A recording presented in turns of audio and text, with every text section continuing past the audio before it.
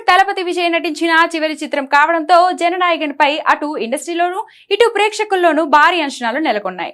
ఈ ప్రతిష్టాత్మక ప్రాజెక్టును కేవిఎన్ ప్రొడక్షన్స్ అత్యంత భారీ బడ్జెట్ తో నిర్మించింది. కానీ సెన్సార్ సర్టిఫికేట్ జాప్యం కారణంగా ఎప్పుడో విడుదల కావాల్సిన ఈ సినిమా వాయిదా పడుతూ వస్తుంది. ఇప్పుడు తమిళనాడు డిస్ట్రిబ్యూషన్ రంగంలో జననాయకునిపై ఒక సంచలన వార్త చక్కర్లు కొడుతుంది. వాస్తవానికి ఈ చిత్రాన్ని ఈ ఏడాది జనవరి 9వ తేదీన ప్రపంచవ్యాప్తంగా గ్రాండ్ గా విడుదల చేయాలని మేకర్స్ ప్లాన్ చేశారు. కానీ దాదాపు 6 నెలలుగా ఈ సినిమా విడుదల వాయిదా పడుతూ వస్తుంది. తమిళనాడులోని వివిధ ప్రాంతాలకు చెందిన బయర్లు ఈ సినిమా డిస్ట్రిబ్యూషన్ రైట్స్ ను భారీ ధరలకు కొనుగోలు చేశారు.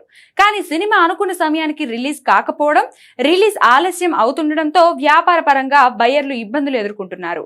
సినిమా విడుదల మరింత ఆలస్యం అయ్యేలా కనిపించడంతో నిర్మాత సంస్థ కేవిఎన్ ప్రొడక్షన్ ఒక కీలక నిర్ణయానికి వచ్చినట్లు సమాచారం.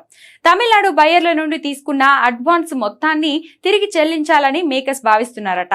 అసలు మాత్రమే కాకుండా ఈ 6 నెలల కాలానికి సరిపడా వడ్డీని కూడా కలిపి బయర్లకు సెటిల్ చేయాలని కేవిఎన్ ప్లాన్ చేస్తుందనే టాక్ కాలీవుడ్ వర్గాల్లో బలంగా వినిపిస్తుంది. విజయ్ కెరియర్ లోనే ల్యాండ్ మార్క్ మూవీగా భావిస్తున్న ఈ చిత్రం బిజినెస్ వ్యవహారాల్లో జరుగుతున్న పరిణామాలు చోటు చేసుకోవడం ఇప్పుడు కాలీవుడ్ లో హాట్ టాపిక్ గా మారింది.